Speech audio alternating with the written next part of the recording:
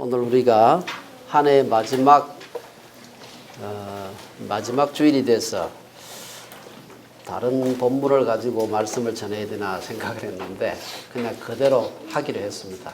원래 우리가 사도행전 강의를 쭉 하고 있는데 이어서 오늘 말씀을 함께 생각해도 연말을 맞아서 우리에게 적절한 말씀이 아니겠나 하는 그런 생각이 들었습니다. 여러분들이 생각해 보면은 본문을 읽으면서 이것을 제목을 성결과 부흥이라고 했는데 여기서 무슨 성결이란 말을 어디서 찾아낼 수 있을까 막 그런 생각하실지 모르겠습니다. 그렇죠? 예. 지금 우리가 앞에 있는 사건과 더불어 생각해 볼 때 성결과 부흥이 어떤 관계가 있는가 하는 것을 우리가 생각해 볼 수가 있습니다. 우리가 사도행전 4장 말씀 우리 지지난 전전에 우리가 이제 마쳤는데요. 예루살렘 교회가 성령이 충만하게 되니까 성도들 간에 유무상통하는 있는 사람은 내어놓고 없는 사람은 또 함께 나누고 이렇게 해서 삶을 살았던 것을 보았습니다. 하지만 빛이 있게 되면은 또 거기에 어두움이 있습니다. 그래서 거기에 그 좋았던 그 유무상통의 삶이 있은 뒤에 5장 첫 부분에 보면은 그 유명한 아나니아와 삽비라 얘기가 나오고 있습니다. 사실은 그 부부가 거의 동시에 거의 몇 시간 차이로 부부가 죽임을 당했습니다. 그냥 사고로 죽은 게 아니고요. 하나님 앞에 그런 거짓된 행위를 한 것으로 인해서 죽임을 당하게 되는 그런 사건이 일어나게 됩니다. 4장 끝에 보면은 바나바라고 하는 사람의 얘기가 나옵니다. 바나바가 구브로 사람으로서 밭을 팔아다가 사도들의 발 앞에 두어서 그것은 함께 필요한 사람들에게 나눠줄 수 있겠다. 이 아름다운 그 헌금에 대한 얘기에 이어가지고 5장에 탐욕과 명예욕의 그 어떤 상징이라고 할 수 있는 그런 큰 사건이 일어나는 걸 볼 수가 있습니다. 예수님의 성천 이후에 그 아나니아와 삽비라 사건은요, 예루살렘 교회에서 일어났던 아주 그 첫 번째 비극이고 큰 위기라고 할 수가 있습니다. 3장에서 나면서부터 안전병이 된 자를 고쳐준 일로 인해 가지고 베드로와 요한이 제사장과 사두개인들에게 신문과 고난을 받았지만 그것은 교회 안의 일이 아니고 교회 바깥에서 일어난 그러한 일종의 핍박이었습니다. 이제 오순절 성령 강림으로 예수를 믿는 자들이 물밀듯이 막 교회로 들어오고 생기면서 교회 내에도 이제 가라지가 생기게 되었고 그로 인해서 일어난 사건이 바로 아나니아와 삽비라 사건입니다.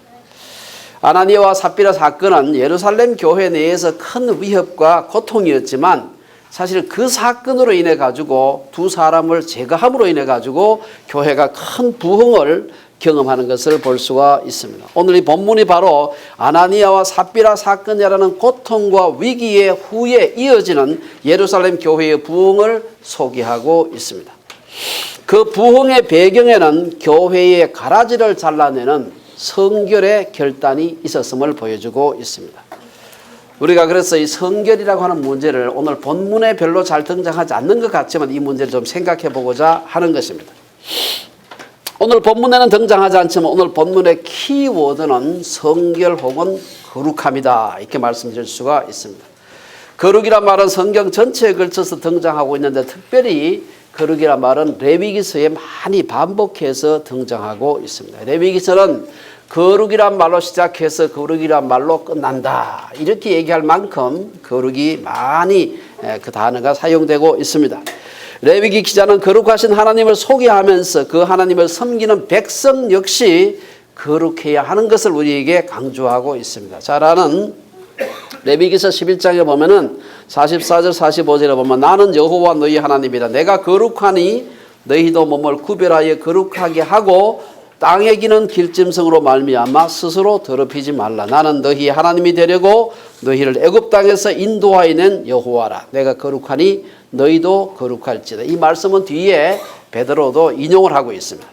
비슷하게 19장 2절에 가도 보면은 너희는 거룩하라 이는 나 여호와 너희 하나님이 거룩함이니라. 여기서 거룩하다 하는 말이 히브리 말로 카도시 하는 말 형용사를 사용하는데 이것은 구별된다 그런 뜻이 있습니다. 그래서 오늘 너희도 몸을 구별하여 거룩하게 하고 구별하여 거룩하게 사실 비슷한 말인데 반복하면서 강조를 하고 있는 것입니다. 성령의 역사를 생각해 보면 사람들이 생각할 때 성령의 역사 그러면 강력한 어떤 능력의 어떤 임재, 뭐 신유라든지 혹은 어떤 방언이라든지 예언이라든지 아마 이런 걸 생각할지 모르지만 오늘 우리가 본문에서 생각해 볼 수 있는 성령의 역사는 가장 큰 증거는 성결입니다.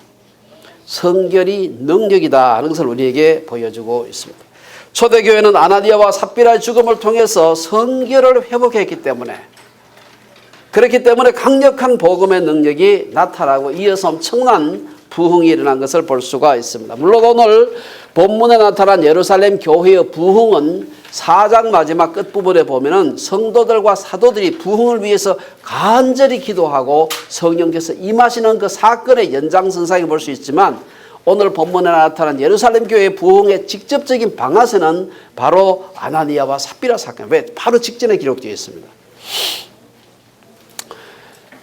이 기도가 성도들의 사도들의 기도가 직접적인 부흥으로 이어지는 데는 몇 가지 단계가 있었는데요. 우리 본문 좀 전에 말씀입니다만은 첫째 보면은 이 기도를 한 후에 4장 29절 거기 보면 이 기도를 한 후에 성도들이 성령에 충만하게 되어 담대히 하나님의 말씀을 전했다는 말씀이 나옵니다.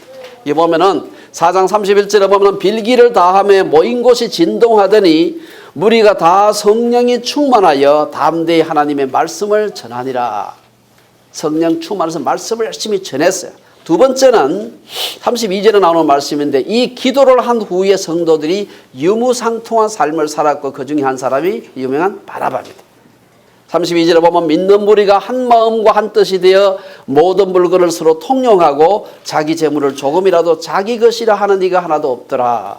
셋째 사건이 바로 5장에 들어와서 아나니아와 삽비라 사건인데 이 사건을 통해서 교회가 성결을 회복하는 것을 볼 수가 있습니다. 특별히 오늘 세 번째 아나니아와 삽비라 사건은 오늘 본문에 나타난 예루살렘 교회의 부흥에 직접적인 방아쇠를 당겼다 이렇게 말할 수가 있습니다. 성결과 관련해서 지난 우리가 강의에서 살펴온 또 하나의 사건이 바로 여리고성을 점령했을 때 생겼던 아간의 사건입니다. 사실 이 아간의 사건도 동일한 원리에서 우리가 해석해 볼 수가 있습니다. 하나님 앞에서 이스라엘 백성들이 성결했을 때 군사적인 열세에도 불구하고 난공불락의 여리고성을 점령을 했습니다. 그러나 아간으로 인해서 그 민족적인 성결이 깨어졌을 때 그때 그들은 훨씬 더 압도적인 군사력을 가지고도 작은 아이성에게 대패한 것을 볼 수가 있습니다.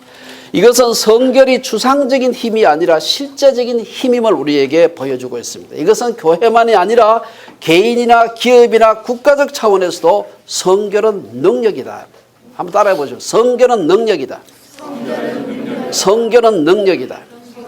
추상적이고 영적인 그냥 눈에 보이지 않는 힘이 아니라 이건 실제적인 힘입니다. 원수를 이길 수 있는 실제적인 힘이다. 성결은 하나님의 속성이요 하나님의 명령이기 때문입니다. 그래서 우리가 교회와 우리 개개인들이 성결해지도록 특별히 교회 지도자들이 성결하도록 성결의 능력을 회복할 수 있도록 기도하는 것이 필요합니다. 저는 한 해를 돌이켜보면서 또 내년 한 해를 전망하면서 우리 주빌리가 수적으로 부흥하는 것보다도 훨씬 더 중요한 것이 바로 성결의 능력을 회복하는 것이다.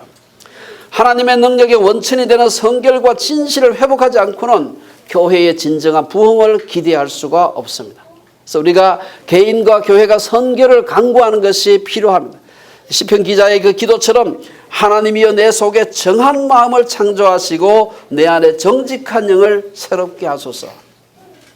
그럼 예루살렘 교회가 아나니아와 삽비라를 통한 사탄의 역사를 제거한 후에 교회의 성결을 이룬 후에 어떤 부흥의 역사를 경험하게 되었는지 오늘 우리가 읽었던 본문 말씀을 가지고서 몇 가지 나누어서 생각해 보겠습니다. 우선 세 가지를 오늘 본문은 얘기를 하고 있는데 첫째는 교회가 그 사건을 통해서 위기였고 비극이었지만 그 사건을 처리한 후에 굉장히 튼튼하게 되었다.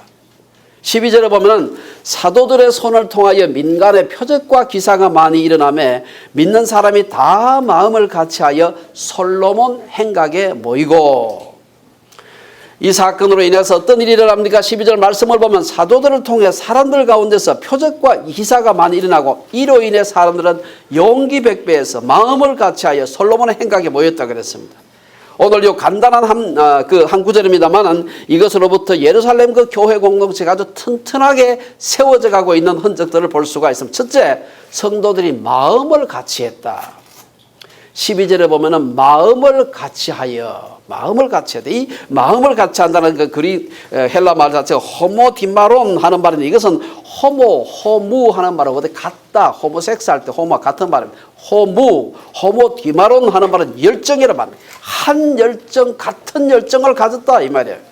모든 성도들이 같은 마음, 같은 열정을 가진 것입니다. 사실 이 단어를 NIV 성경에서는 잘 번역을 안 하고 그냥 슬쩍 지나가는데 우리 성경은 아주 분명하게 번역하고 있습니다. 한 마음을 가졌다. 마음을 같이 했다. 두 번째, 성도들이 핍박을 두려워하지 않았던 것을 12절로부터 볼 수가 있습니다. 성도들은 그들이 솔로몬 행각에 모였다. 이게 무슨 뜻입니까? 여러분, 솔로몬 행각이라고 하는 것은 성전 건물에 이어지는 모든 사람들에게 노출된 장소입니다. 성도들은 사도들이 노골적으로 공개적으로 복음을 전하다가 어떤 일을 당했는지 잘 보았습니다. 그리고 자기들도 그 공개된 장소에서 복음을 전하고 말씀을 전하다가는 사도들과 같은 그런 고초를 겪을 수 있다는 것을 알고 있었지만 성도들은 그것을 겁내지 않았다. 성도들은 자신들이 누구의 소유이며 어디에 서 있는지를 보여주려고 했습니다. 그들은 사도들을 통해서 표적과 기사를 보면서 하나님의 임재를 확신했고 그리고 두려움이 없어졌습니다. 우리는 여기서 사도행전 1장에서 성도들이 마가의 다락방에 모였던 사건을 생각해 봐야 됩니다. 성도들이 원래부터 그렇게 용감했던 사람들이 아니에요. 예수님 성천하시고 난 뒤에 다 두려워가지고요. 전부 다 다락방은 예나 지금이나 겁날 때 숨는 데입니다. 잘 안 보이는 여러분이 잘 모르는 데가 숨어서 자기들끼리 모였어요. 근데 오늘 보면은 솔로몬 행각에 모였다. 성전 옆에 제일 많은 사람들이 모이는 솔로몬 행각에 모여가지고 담대하게 복음을 전한 것을 볼 수가 있습니다. 세 번째, 12절에서 볼 수 있는 것은 성도들이 모이기를 힘썼다. 이게 우리 헬라말을 좀 살펴봐야 되는데 헬라말이라는 게 여러분들이 이제 신학을 조금 공부하시게 되면 하나님께서 헬라말을 가지고 신약 성경 기록한 게 너무 감사하면 너무 정확하고 치밀해요. 지금부터 2000년 전 언어인데도 요즘 우리 한글보다 훨씬 더 치밀합니다. 학문 언어지. 작은 그 하나 동사 하나도 그게 여러 가지 변화를 통해 가지고 아주 뉘앙스를 갖다가 그 속에 포함십니다. 여기서 보면 12절에 보면은 성도들이 솔로몬 행각에 모였다. 이런 말이 모인다는 말이 원래 에산이라는 말을 썼는데 여기서는 요 말 자체가 동사의 직설법 미완료라는 형태입니다. 왜 이게 무슨 뜻인가 하면은 이건 어쩌다가 성도들이 그냥 기분 좋아서 같이 한번 솔로몬 행각에 모였다는 얘기가 아니에요. 모이곤 하던 늘 모였다. 여러 차례 반복적으로 모였다는 것을 의미하는 것입니다. 이것을 갖다가 새 번역에서 우리나라 말 번역된 거 여러 번역 중에서 새 번역이 정확하게 번역을 하고 있는데 모이곤 했다 이렇게 번역을 하고 있어요. 아주 잘 번역을 하고 있고요. NIV 성경에서는 used to meet together 늘 그렇게 모였다는 것입니다. 많은 사람이 모일 수 있는 별도의 큰 건물이 없었던 예루살렘 교회 성도들은 늘 솔로몬 성전 그 행각에 모여가지고 하나님을 찬양하며 말씀을 들었고 사람들에게 복음을 전한 것입니다. 이를 통해서 교회는 점점 더 예루살렘 교회 공동체는 튼튼해져 갔습니다. 사도들 통해 일어나는 이적과 기사를 보면서 성도들은 담대해졌고 한 마음을 갖게 되었고 솔로몬 행각에 모이곤 했습니다. 이것은 교회의 능력이 아나니아와 삽비라를 잘라내서 불러냄을 받은 구별된 사람들로서의 정체성을 확립했기 때문입니다. 호남은 능력을 희석시키지만 거룩은 성결한 교회를 힘있게 만든다는 사실을 알아야 돼요. 이어서 13절 14절에 보면은 아나니아와 삽비라 그 사건 이후에 성도들이 구별되는 것을 볼 수가 있습니다. 13절 14절에 보면 그 얘기가 나오고 있습니다. 그 나머지는 감히 그들과 상종하는 사람이 없으나 백성이 칭송하더라. 믿고 주께로 나오는 자가 더 많으니 남녀의 큰 무리더라. 여기서 이 아나니아와 삽비라 사건을 통해서 성도들이 구별되기 시작했다는 것을 나타내기 위해서 누가가 아주 중요한 몇몇 개의 단어를 여기서 사용을 하고 있습니다. 13절에서 보면 성도들을 가리키는 그들이란 말이 나오고요. 14절에서 성도들을 가리키는 말로서 믿고 주께로 나오는 자 이런 말 사용하고 있습니다.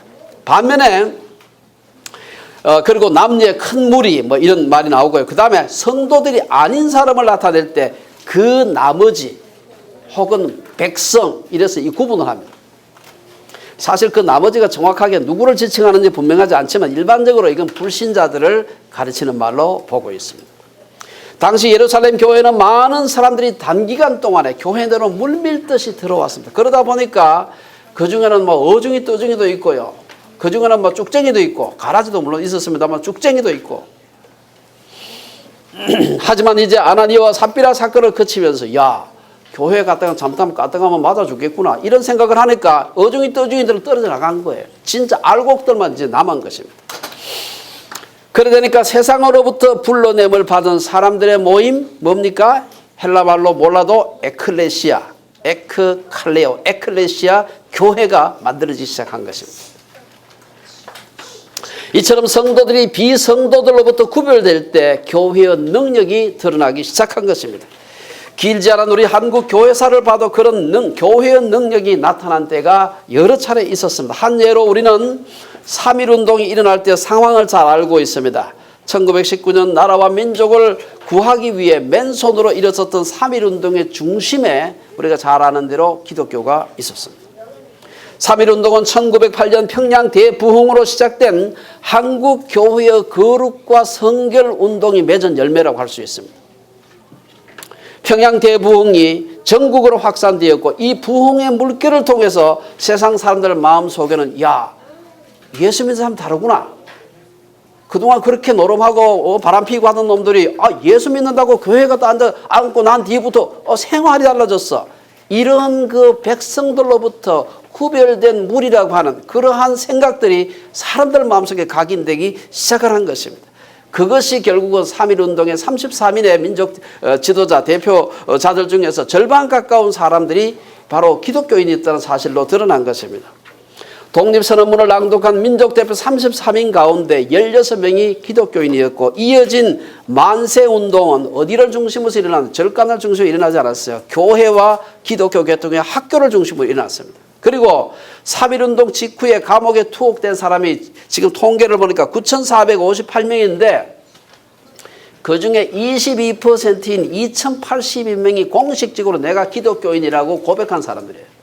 여러분 22%는 요즘은 별로 대단하지 않지만 그 당시 이 한반도의 인구가 1,600만이었는데 기독교 인구가 20만밖에 안 돼요. 1.4%밖에 안 됐습니다. 그중에 22%가 기독교인이었어요.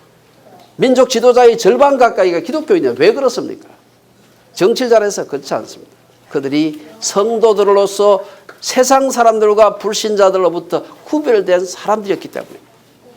그러면 초대교회 성도들은 어떤 점에서 구별되었을까요? 13절은 이에 대해서 성도들이 사람들 앞에서 권위가 있었음을 지적하고 있습니다. 여기 사도행전을 기록했던 누가는 뭐라고 기록하는가 하면은 그 나머지 불신자들은 감히 그들과 신자들, 성도들과 상종하는 사람이 없으나 라고 기록하고 여기 상종하다 하는 말이 여기 아주 그 헬라말로 콜라우라는 말이 이게 원래 접착제로 꽉 붙이는 것처럼 단단하게 붙는 거예요.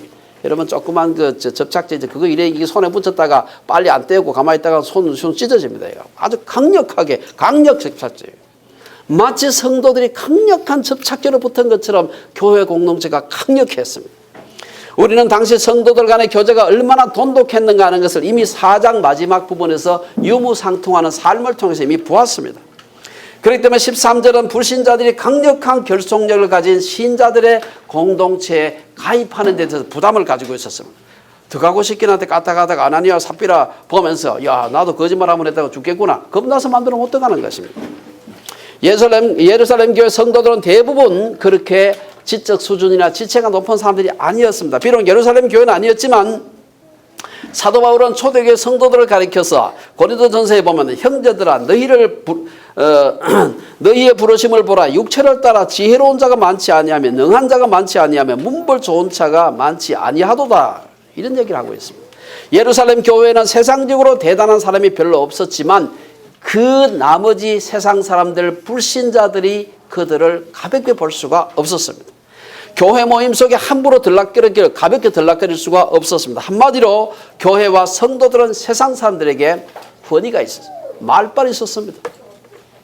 그렇다고 성도들이 뻣뻣하고 자기들끼리만 똘똘 뭉치는 그래서 불신자들에게 이 질시를 받는 그런 것은 아니었습니다. 세번역 성경을 보면 13절을 보면은 다른 사람들은 누구 하나 감히 그들의 모임에 끼어들지 못하였다. 이렇게 번역하고 있습니다. 그까지는 별로 안 좋은 것 같은데, 그러나 다른 사람들은 누구 하나 감히 그들의 모임에 끼어들지 못하였다. 그래가지고 잘났네 하고 조롱받았다가 아니고, 그러나 백성은 그들을 칭찬하였다. 이렇게 번역하고 있습니다. 일반적으로 특정한 지연, 향후회나 뭐 동문회나 무슨 뭐 교단, 자기들이 똘똘 뭉치게 되면 그 바깥에 있는 사람 좀 화가 납니다. 잘났네 그러고 좀 화가 나지. 그러나 초대교회에서는 성도들이 강한 공동체적 유대감을 가지고 있었지만 누가는 백성이 칭송하였다. 이렇게 기록하고 있습니다. 여기서 칭송한다는 그 헬라말 자체가 높이 평가하고 와 대단하구나 크게 여기는 걸 의미하는 것입니다. 불신자들이 신자들을 존경했다는 것이 예루살렘 교회 부흥의 핵심적인 요인이었다는 사실입니다. 오늘 우리 한국 교회의 문제가 바로 여기에 있습니다. 교회 많은 사람들이 들어왔지만 조직 교회 안에 들어온 사람과 교회 조직 바깥에 있는 사람이 별로 다르지 않아. 예수 믿는 사람과 안 믿는 사람 사이에 이혼율, 탈세율, 부동산법 뭐 이런 게 별로 차이가 없습니다. 여기 제가 교통법규는 뺐습니다. 왜냐하면 제가 한 달 전에 티켓을 받아가지고 그 비율이 별로 다르지 않아요. 예수 믿는 사람과 안 믿는 사람이. 도리어 호화 예배당 건축하고 목회 세습하고 가짜 박사 학위 논문 표절하고 교회의 불투명한 재정적인 재정 운영, 게다가 목회단 세금도 안 내죠. 성적으로 타락하죠.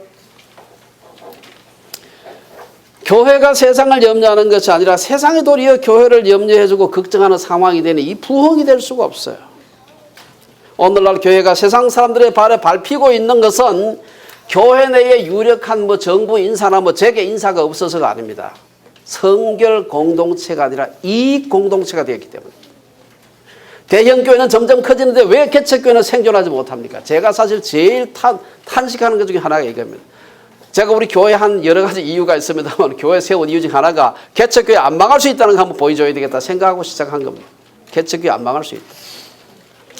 대형교회는 점점 커지는데 개척교회는 왜 10개 중에 1개밖에 못 산다, 5개 중에 하나밖에 왜 이런 비관적인 얘기가 나오고 있습니까? 이것도 같은 맥락에서 생각할 수 있습니다. 많은 사람들이 자신의 세상적인 이익을 위해 교회를 다니기 때문입니다. 사업하는 사람들은 자기 사업을 위해, 정치인들은 표박가리를 위해, 청춘 남녀들은 시집 장가가기 위해, 심지어 작은 교회 가면은 헌금 부담 때문에 안 가는 것입니다. 큰 교회 가야 기둥 뒤에 숨어가지고 11조를 하든 안 하든 헌금 하든 표시가 안 나는 겁니다. 건축금 할 필요도 없고 이미 다 지어놨으니까. 그렇죠? 심지어 저는 잘 갖추어진 주일학교에 자녀들을 보내기 위해 큰 교회 가는 것도 이기적인 동기가 아닌가 생각을 합니다. 여러분 그래 되면 개척교회 어떻게 시작합니까? 개척교회 처음부터 어디 중고등부 잘해서 하는 데가 어디 있어요 세상에. 가서 우리 같이 함께 어른 예배 같이 드리고 같이 하는 거죠. 초대교회 성도들이 세상 사람들과는 구별된 삶을 살았기 때문에, 다시 말해서 성도들이 성결한 삶을 살았기 때문에 초대교회가 부흥할 수 있었습니다. 그러면 이러한 삶의 성결한 삶의 결과는 무엇이었을까요? 14절에 보면 끝에 보면은 남녀의 큰 무리가 죽게 나왔다 이렇게 되어 있습니다. 백성들에게 칭송을 받고 존경을 받으면서 구별된 삶을 살아가는 성도들의 모습은 그 자체가 전도지였습니다. 뭐 지금도 물론 전도지 가지고 전도하는 게 필요하긴 합니다만은 사실은 전도지 가지고 정말 전도할 때는요, 복음의 내용이 전혀 모를 때, 기독교라는 걸 들어본 적도 없을 때 그때 효과가 있는 방법이죠. 지금처럼 적어도 우리 이 사회나 우리 한국 사회 같은 데는요 귀가 아프게 들었습니다. 그때는 복음이 편만이 전해진 많은 사회에서 진정한 부흥은요 종이 전도지 가지고 전도가 안 됩니다. 우리의 거룩한 삶의 전도지가 아니면 전도가 안 된다는 거 알아야 돼요. 암만 전도지 나는 소용이 없어요. 괜히 산에 나무만 베면 종이 자꾸 쓰니 그렇죠? 캐나다에 살면서 그리고 동네로부터 완전히 고립된 우리 이 캠퍼스가 그렇지 않습니까? 이거 아주 뭐 여기 동네 집도 없어요 별로. 여러분 마음속에 한국에서 늘 전도하고 이랬던 분들은 야 이거 내가 봐서 전도해본 지가 기억이 잘 안 나. 그렇다고 나보면 다 예수 믿는 사람들이고 이 동네 여기는 그렇지 않습니까? 그래서 마음에 부담을 갖고 계신 분들이 있을 텐데요. 뭐 부담 자체는 나쁜 게 아닙니다. 좋은 거죠. 그러나 1차적인 전도는 우리가 성도로서 바르고 거룩하게 구별된 삶을 사는 것입니다. 그래서 예수님은 이러한 우리를 가리켜서 이같이 너희 빛이 사람 앞에 비치게 하여 그들로 너희 착한 행실을 보고 하늘에 계신 너희 아버지께 영광을 돌리게. 유대인들이 다 알죠. 구약도 알고 다 알죠. 그들에게 삶으로 보여주는 것 외에는 그보다 더 나은 전도자가 없는 것입니다. 세 번째로 아나니아와 삽비라 사건 이후에 초대교회가 어떻게 그렇게 대단한 부흥을 이루게 되었는가. 이게 치유하는 공동체가 되었기 때문에. 세 번째 15절 16절을 보시기 바랍니다. 심지어 병든 사람을 메고 거리에 나가 침대와 요 위에 누이고 베드로가 지날 때 혹 그의 그림자라도 누구에게 덮일까 바라고. 예루살렘 부근에 수많은 사람들도 모여 병든 사람과 더러운 귀신에게 괴로움 받는 사람을 데리고 와서 다 나음을 얻으니라. 아나니아와 삽비라 부부의 죽음을 통해서 엄청난 공포와 충격을 경험했던 예루살렘 교회는 이제 놀라운 치유가 일어나는 치유 공동체가 되었습니다. 아나니아와 삽비라 사건의 처리를 통해 성결을 회복한 교회는 강력한 성령의 역사, 치유의 역사가 일어났습니다. 15절에서는 베드로의 그림자라도, 제 생각에 예수님의 그림자 같으면 뭐 말이 좀 될 것 같은데 베드로의 그림자 하니까 좀 섭하더라고요. 저도. 베드로의 그림자라도 덮이기를 바라고 사람들이 병자를 침대와 요에 눕혀왔다. 그건 무슨 말입니까? 자기 발로 걷지도 못하는 사람들이 나왔다는 얘기예요. 그렇게 해서 병이 나았다는 말은 오늘 본문에 없지만 16절을 보면 베드로에게 나오는 모든 병자들이 나음을 입었다는 걸 봤을 때 제 생각이 틀림없이 그림자만씩 지나가도 나았지 싶어야 돼요. 그렇지 않겠습니까? 예. 오늘 본문을 포함해서 성경에 나타난 치유 사역을 살펴보면 몇 가지 흥미로운 사실을 살펴볼 수가 있습니다. 우선 오늘 이게 보면 독특하죠. 그림자만 지나가도 낫는 그런 치유 방법이 있어요. 여러분 하나님께서 병자들을 어떤 사도나 혹은 예수님을 통해서 치료할 때 한 번도 똑같은 방법으로 치료한 적이 없습니다. 여러분 그 성경에 보면 복음서에 보면 그 얘기가 많이 나오는데 예수님께서 갈릴리 호숫가에 있는 고향에 갔을 때 사람들이 침상에 눕혀서 중풍병자를 데리고 왔다. 그게 오늘 본문에 나오는 이야기가 약간 비슷하긴 하지만 또 다릅니다. 눈 뜰 때도 신발라서 해주기도 하고요. 가지도 않고도 먼 데서 그냥 고쳐주기도 하고 다 달라요. 왜 다를까? 제가 그냥 혼자 생각을 해봤습니다. 이게 만일에 에바다 하면 항상 눈이 떠진다 그러면 에바다 하는 말이 하나님이 그 말의 능력이 있는 게 아니거든요. 하나님께서 그 말을 할 때 하나님이 역사하는데 인격적인 하나님을 갖다가 기계적인 주문으로 바꿀까 싶어가지고 하나님께서 때마다 바꾸었어요. 방법도 다 달라. 오늘 본문에 보면 그림자가 지나가고 때때로 손수건만 얹어도 옷깃을 만지기만 해도 다 달라요. 항상 손수건만 얹으면 그 손수건 뭐 되겠습니까? 성물이 되겠죠. 갖다 놓고 절하지 않겠습니까?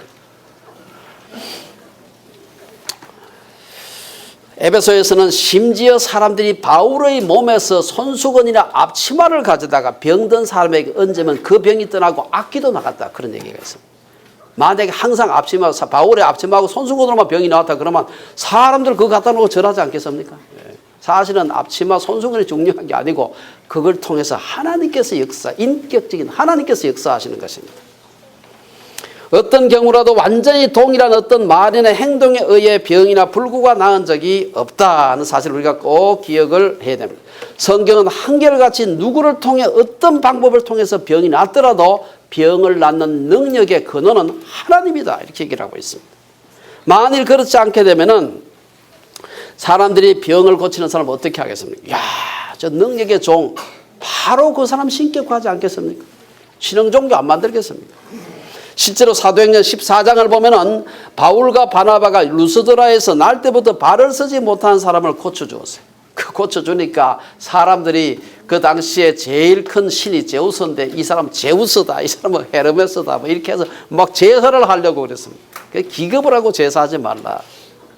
사도행전 28장에도 보면은 바울 일행을 태운 배가 저 로마로 가다가 파선을 해가지고 멜리데라고 하는 섬에 갔습니다. 그 섬에서 이래저래 하다가 바울이 독사에 물린 적이 있습니다. 죽을 줄 알았는데 안 죽고 가만히 있거든. 그래가지고 원주민이 그를 신이라 그러고 막 제사를 지내라고 한 얘기가 나오고 있습니다. 참으로 다행한 것은 바울과 바나바는 기겁을 하고 이들을 만류했는데 문제는 만류를 안 하는 사람이 요즘 많다는 사실입니다. 자기의 능력으로 신유를 행하는 것처럼 하다가 패가망신한 사람이 굉장히 많습니다. 물론 한 사람도 내 능력으로 병이 낫다 이긴 사람 하나도 없어요. 하나님이 하셨다고 얘기하는데 마음에는 그렇지 않다는 사실입니다. 신유사역자들이 타락하는 것은 100% 자신의 능력을 하나님이 아니라 자신의 능력이라고 생각하기 때문에 우리나라 유명한 목사님들 초기에 그냥 얼마나 사도 바울 못지않은 능력이 나타났던 분들이 다는 아니겠지만 거의 대부분 타락한 이유가 그게 나중에 막 옆에서 아부하는 사람 생기니까 자기 능력인 줄 알고 하다가 나중에 처박히는 걸 볼 수가 있습니다. 본문 12절에 보면 사도들의 손을 통하여 민간의 표적과 기사가 많이 일어났다 이렇게 기록하고 있습니다. 하나님께서 신유등의 역사를 일으키실 때 특별히 어떤 사람을 통해서 역사하는 경우가 있습니다. 그래서 사람마다 하나님 주신 은사가 다른데 어떤 사람에게는 신유의 은사를 주셨다. 나는 감기도 못 고치는데 이렇게 하면 너무 실망할 필요가 없어요. 그 은사는 내게 안 주신 것뿐이죠. 내게는 또 다른 은사를 주신 것입니다. 그래서 우리가 병 고치는 은사를 가지고서 사람들에게 자랑할 수 없는 것처럼 지혜의 말씀, 지식의 말씀 가진 사람 자랑할 수 없어요. 자기 겁니까? 하나님 주신 건데. 고린도서 12장에서 바울은 분명히 어떤 사람에게는 한 성령으로 병 고치는 은사를 주셨다. 그러므로 신유의 은사를 가진 자는 성령께서 은사 맡기신 것임을 알고 겸손히 그 능력의 주인 되시는 분의 영광이 드러나게 해야 됩니다. 성령의 은사는 말 그대로 하나님께서 하나님 나라를 위해 자기의 기쁘신 뜻대로 나누어 주신 것이기 때문에 신유의 역사가 일어났다고 해서 그 사람의 무슨 믿음의 정도나 영적인 성숙이 대단하다 꼭 그렇게 생각할 필요는 내가 기도하니까 말기암이 나왔다 그러면 내가 대단한 믿음을 가진 것 같죠? 아닙니다. 하나님이 다만 통로로 사용했을 뿐입니다. 이것은 비단 신유뿐 아니라 다른 모든 은사에 대해서도 마찬가지입니다. 고린도전서 12장에 보면은 지혜의 말씀, 지식의 말씀, 믿음의 은사를 가진 자, 능력 행하는 자, 예언, 영분별, 방언 통역 모두가 다 각 사람에게 성령을 나타내시면 유익하게 하려. 뭐를 유익하게 합니까? 교회를 유익하기 위해서. 예루살렘 교회의 부흥의 비결은 놀라운 성령의 역사와 더불어 하나님께 돌려질 영광과 존귀를 인간이 가로채지 않았다는 것입니다. 아마 오늘날 어떤 사람에게 그런 능력이 있었다면 10중 8구 신흥종교 교주가 되었을 겁니다. 하지만 베드로는 이 놀라운 신유의 역사를 통해 자신에게 집중된 군중들의 힘을 결집해서 당시 기득권 세력들을 가진 사두개인 바리새인들 제사장 대제사장 대적하지 않았습니다. 도리어 그들이 사도들을 체포하여 신문할 때 담대하게 그렇게 행하신 이는 하나님이시다. 너희들이 몇 주 전에 십자가에 못 박혀 죽었던 예수가 그 일을 했다고 그렇게 선포를 한 것입니다. 사도행전 29장에서 32절에 보면 4장 29절 32절 이미 우리가 읽었습니다. 베드로와 사도들이 대답하여 이르되 사람보다 하나님께 순종하는 것이 마땅하니라. 너희가 나무에 달아 죽인 예수를 우리 조상의 하나님이 살리시고 이스라엘에게 회개함과 제사함을 주시려고 그를 오른손으로 높이사 임금과 구주로 삼으셨느니라. 우리는 다만, 이 다만이라는 말은 없지만 우리는 다만 이 일의 증인이요 하나님이 자기에게 순종하는 자들에게 주신 성령도 그러하니라 하더라. 내가 한 게 하나도 없다. 내가 그냥 그림자만 지나가도 나왔고 했지만 이건 전혀 나하고는 관계가 없는 것이고 너희들이 십자가에 못 박혀진 예수님 때문에 그렇게 되었다. 그런데 그 예수님 누가 죽였습니까? 바리새인들하고 사두개인들하고 죽였거든. 얼마나 마음에 찔렸겠습니까? 하나님께 돌려야 할 영광을 가로채지 않는 것도 성결의 조건입니다. 인간의 자랑과 욕심을 하나님의 영광과 혼합시키지 않는 것, 이게 성결입니다. 이로 인해 예루살렘 교회는 많은 핍박 가운데서도 지속적인 부흥의 역사를 이룰 수가 있었습니다. 결론적으로 한 가지 말씀드리고 마치겠습니다. 성결이 전제되지 않는 부흥이란 존재하지 않습니다. 오늘날 우리 한국 교회 부흥이 정체 내지 뒷걸음치는 배경에는 성결이 사라졌기 때문입니다. 신자들과 교회가 세상의 모범이 되지 못하고 세상의 탐욕을 그대로 따라가고 있기 때문입니다. 세상이 섬기는 물질의 우상을 교회도 섬기고 있기 때문입니다. 호화건축, 목회세습, 가짜박사, 권력지향 이 모든 것들은 물신을 섬기는 우상 숭배입니다. 구약시대 가나안 사람들이 섬겼던 바알이나 아스다롯 우상만을 탓할 일이 아닙니다. 우리도 그 못지않게 우상을 섬기고 있기 때문입니다. 130여 년의 한국 개신교 역사를 돌아볼 때도 신자들이나 교회 지도자들 교회가 성결하고 외모는 초라했을지라도 세상의 존경을 받았을 때는 부흥이 일어났습니다. 오늘 본문 13절의 말씀처럼 백성들이 신자들을 칭송할 때는 14절과 같이 믿고 죽게로 나오는 자가 많았습니다. 하지만 경제가 성장하면서 고급 승용차를 타면서 좋은 아파트에 살기 시작하면서 우리는 경건의 기초가 되는 성결을 잃어버리고 말았습니다. 교회는 호화로운 예배당과 거대한 수양관을 지으면서 영적인 활력이 사라지고 성장 동력이 멈추었습니다. 그것도 모르고 성장 신화에 목을 메고 막차를 탄 어리석은 사람들은 빚을 내서 건물을 짓기만 하면 사람들 차일 줄 알고 지었다가 요즘 여러분 신문에 나오는 얘기 많이 보셨죠. 이단에서 다 사들이는 죽 써서 뭐 줘요? 개 준다. 재벌 총소실을 방불케 하는 당회장실을 만들고 당회장실 여기저기에 박사 학위증과 울긋불긋한 학위복 사진이 걸리기 시작하면 목회자의 영적 권위는 살아날 수가 없습니다. 거대한 조직의 CEO가 되고 마는 것입니다. 명함에 목사라는 직함 외에 교수라 박사, 노회장 등의 직함이 들어가기 시작하면 목사의 영적인 힘은 없어지기 시작합니다. 세상의 직위가 교회에서 직분을 압도하기 시작하면 교회는 성장 동력을 잃어버리게 됩니다. 거룩한 하나님의 교회에 온갖 세상 오물들이 들어와서 영적인 능력의 원동력이 되는 성령께서 교회를 사용하시는 성결의 기초를 무너뜨린 것입니다. 저는 우리 주빌리는 외형적으로 큰 교회가 아니고 큰 교회를 지향하지도 않습니다. 아마 언젠가 지금보다 더 커질지도 모릅니다. 하지만 어떤 경우라도 외형적인 부흥 그 자체가 우리의 목표가 되어서는 안 되는 것입니다. 개인이나 교회의 성결이 우리의 1차적인 목표가 되어야 하고 부흥은 그로 인해 저절로 따라오는 2차적인 결과가 되어야 되는 것입니다. 한 해를 보내는 마지막 주일을 맞아서 아마 여러분들이나 저나 다 나름대로 우리 한 해를 돌아보기도 하고 내년 한 해를 또 전망하면서 어떻게 살까 아마 계획을 세울 것입니다. 어떤 계획과 결심을 하더라도 그것을 성결의 기초 위에 세우겠다는 결심을 하기를 바랍니다. 그래서 우리 주빌리 샤플뿐 아니라 우리 개인 가정도 성결에 기초한 부흥을 경험하는 2015년을 맞이하기를 주의 이름으로 축원합니다. 기도하겠습니다.